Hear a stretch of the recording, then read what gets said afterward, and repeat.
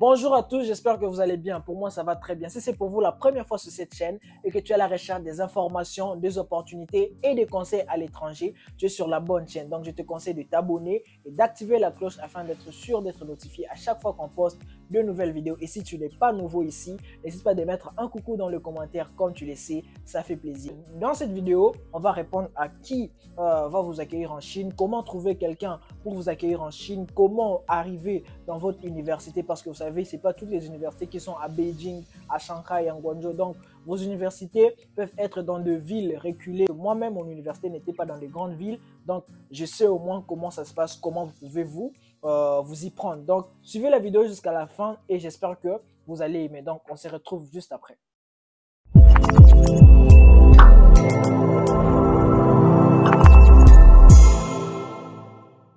Pour la première question, on a demandé comment tu signales à ceux qui te suivent que tu feras un live un jour X. Donc pour le live, d'habitude je poste le flyer dans le groupe WhatsApp Experiences Abroad.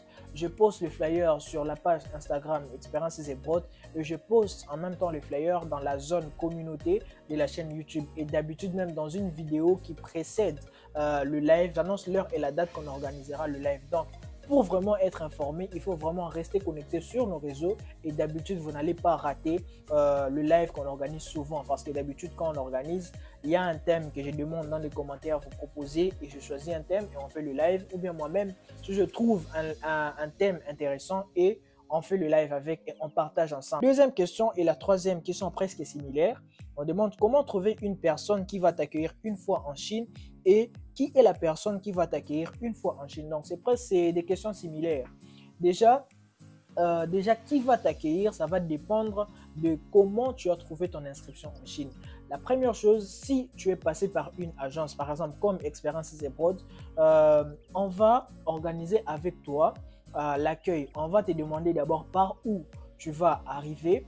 Et à partir de tes informations, on pourra trouver quelqu'un pour toi qui va venir t'accueillir à l'aéroport et organiser jusqu'à ce que tu ailles dans ton université. Ça, c'est le premier cas. Donc, vous vous organisez avec l'agence et ils vont t'accueillir. Le deuxième cas, c'est quand tu n'as pas d'agence. Par exemple, tu es passé par l'ambassade au pays pour ton inscription. D'habitude, l'ambassade ne te suit pas jusqu'à ce que tu arrives en Chine. Dès que tu as ton visa, c'est fini avec l'ambassade. Maintenant, comment tu vas faire? Il faudra trouver quelqu'un en Chine qui sera prêt à venir t'accueillir en Chine. Donc, proposer à la personne quelque chose et ça va bien se passer. Donc, pour le deuxième cas, si vous n'avez pas d'agence, trouvez une personne en Chine avec qui vous allez vous entendre et la personne va venir vous accueillir. Mais le plus important, c'est de lui donner des informations de votre université et de votre vol. Comme ça, vous allez vraiment vous organiser et la personne qui est en Chine, qui maîtrise la zone, pourra vous expliquer comment ça va se passer. Je prends un exemple.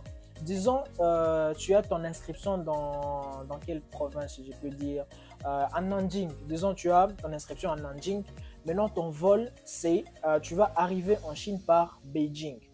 Donc, la personne qui doit t'accueillir doit être soit à Beijing. Et si la personne n'est pas à Beijing, elle doit venir à Beijing pour t'accueillir. Et puis, vous allez vous organiser comment tu vas prendre ton train pour aller directement à Nanjing. Et là, il y a plus l'avantage pour des personnes qui ont des inscriptions dans des grandes villes comme Beijing, Shanghai et Guangzhou parce qu'il y a directement des vols qui arrivent dans ces grandes villes. Mais pour les autres, trouvez des personnes qui sont d'abord dans les villes par lesquelles vous allez arriver et puis après, avec la personne, vous allez faire le voyage jusque dans votre université. Là, ça me rappelle un peu mon histoire, comment je suis arrivé en Chine. J'étais inscrit dans une université qui s'est retrouvée dans la ville de Mianyang, dans la province de Sichuan. Donc, comment ça se passe? Mon vol, c'est jusqu'en Guangzhou. J'ai déjà quelqu'un en Guangzhou pour m'accueillir. Mais le problème est que la personne ne va pas quitter Guangzhou pour m'amener directement jusque dans mon université. C'est ça que je suis en train de vous dire. Déjà en avance, parlez avec la personne pour lui dire où est-ce que se trouve votre université. Et comme ça, la personne peut trouver déjà des solutions en avance pour vous. Voilà, qu'est-ce qui se passe? J'arrive en Guangzhou. On m'accueille bien sûr à l'aéroport, tout ça, je pars à l'hôtel, je m'enregistre et tout. Maintenant, je dois partir dans mon université. Pour ceux qui ne le savent pas, j'avais expliqué dans les lives comment je suis arrivé en Chine. Il y avait vraiment, je suis arrivé avec un retard de plus de 30 jours, donc je devais tout faire rapidement. J'arrive, c'était vers 21 h et le lendemain, le matin, je dois directement partir dans mon université. Donc, on achète le billet la même nuit et le matin, je dois me rendre dans mon université. La personne ne va pas venir avec moi, donc je suis obligé d'y aller seul. Le matin, la personne m'accompagne encore jusqu'à la gare. Je dois continuer le voyage seul. J'entre, je prends le train et tout, mais je ne sais pas où je vais. Heureusement, dans mes lettres, il y avait l'itinéraire que d'habitude, toutes les universités mettent dans le colis qu'ils envoient à leurs étudiants au pays. Ils mettent déjà en détail quel itinéraire les étudiants peuvent prendre pour arriver jusqu'à l'université. Et dans les itinéraires, il y a maintenant le numéro que vous allez contacter directement. Pas des numéros que vous trouvez sur des lettres d'admission, tout ça. Ces numéros-là, d'habitude, ça ne passe pas quand vous êtes hors de la Chine. Même les mails, quand vous envoyez des mails pour de contacts, difficilement on vous répond tellement il y a beaucoup de mails qui arrivent. Mais avec le contact qu'il y aura sur le guide que l'université va vous donner, ça va passer, ça sera même sur WeChat. Quand vous ajoutez directement, ils vont vous répondre et peuvent vous guider. Et moi, qu'est-ce que je fais? Je contacte ce numéro, j'ajoute sur mon compte WeChat parce que j'avais déjà WeChat quand je suis arrivé. Et ma Laoshi commence à me guider, m'explique tout ce que je dois faire. Et du coup, j'arrive à l'université. C'est elle qui m'accueille directement à l'université, pas à la gare, nulle part. Donc, quand j'arrive à Mianyang, je sors de la gare, je suis obligé de prendre les taxis. J'avais trouvé un Chinois qui avait écrit quelque chose sur mon téléphone. Je montre au taximan et il me dit « Ok, on va dans ton école. » Et du coup, on arrive et je trouve mon professeur. Donc, tout ce que je vais dire, c'est que si vous n'avez pas quelqu'un pour vous accueillir, si vous n'avez pas l'agence, moi, je conseille d'abord à tout le monde de trouver une agence qui peut vous accueillir. Malgré que ça sera payant, acceptez le coût, acceptez de payer, mais ça va vraiment vous aider. Ça vaut le coup de payer pour qu'à ce qu'on vienne vous accueillir. Si vous ne pouvez pas le faire, trouvez quelqu'un que vous connaissez qui peut vous aider de passer pour voir l'aéroport et venir vous accueillir. C'est aussi très important. Sinon, d'habitude, il y a des guides que les universités mettent dans des lettres et ça va vous aider. Difficilement parce que les guides, parfois vous aurez à interagir avec les Chinois et vous ne maîtrisez pas les Chinois, ça sera compliqué pour vous. Donc, ce sont les 3 moyens possibles pour votre arrivée en Chine. Pour la 5e question, tu avais appliqué pour quelle bourse pour être admis dans ton université? Je l'avais déjà dit dans une autre vidéo où j'avais parlé de choses à savoir avant de venir en Chine. Maintenant, dans ces choses-là, vous devez savoir, vous savez quel type de bourse et vous venez pour quelle filière. Des choses que moi, je ne savais pas. Quand j'arrive, je suis surpris, on me dit que j'avais une bourse partielle où je devais payer moi-même les frais. Je pensais faire le génie électronique et je me retrouve dans le management. Donc tout ça, je n'étais pas au courant et voilà. Donc ne faites pas comme moi. Avant de quitter le pays, soyez sûr d'abord que vous savez qu'on vous a inscrit dans quel type de bourse. Et Experiences Abroad évite tout ça parce que moi-même, je sais ce que ça fait. Dans votre processus, on vous donne d'abord la filière que vous cherchez et on cherche pour vous des bonnes bourses et on vous informe en avance tout ce que vous aurez à payer, s'il y aura à payer. Même sans me demander, vous allez savoir tout ce que vous aurez à payer parce que je sais ce que ça fait et grâce à notre agence, on vous aide à le savoir en avance. Mais quand même, quand j'ai changé d'université, j'ai appliqué pour une bourse totale que j'avais obtenue. Et voilà, c'est ça que je suis en train de faire actuellement. J'ai une bourse totale et je poursuis mon cursus académique. Pour la 6e question, comment, quand et où tu avais fait pour apprendre le chinois?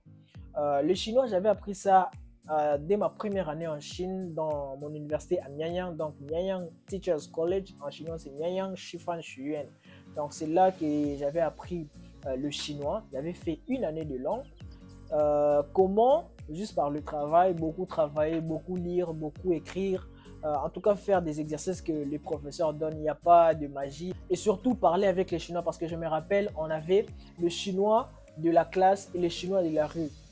En classe, on parlait chinois avec le prof, avec nos professeurs, mais quand tu sors, quand tu essaies d'utiliser les mêmes mots que tu utilisais en classe, vous vous entendez pas. Donc, il y avait le chinois de la classe et le chinois de la rue. Donc, pour éviter tout ça, apprenez en classe et sortez dans les rues et partez parler avec les Chinois et comme ça, vous allez apprendre plus facilement. La 7e question, si on n'a pas de boîte postale pour qu'on t'envoie la lettre d'admission, comment on peut faire? Pour ceux qui ne le savent pas, on ne peut pas faire la demande du visa en Chine si tu n'as pas les copies originales de ta lettre d'admission et de ton JW 202. Donc, d'habitude, l'université envoie les hard copies à l'étudiant dans son pays. D'habitude, si ce n'est pas l'université, c'est l'agence qui envoie les documents. Maintenant, la question est de savoir, quand tu n'as pas de boîte postale, bon, je ne sais pas s'il y a des gens qui n'en ont pas, mais quand tu n'en as pas, tu es obligé de trouver quelqu'un qui va te faciliter de recevoir les documents. Donc, donner les coordonnées de quelqu'un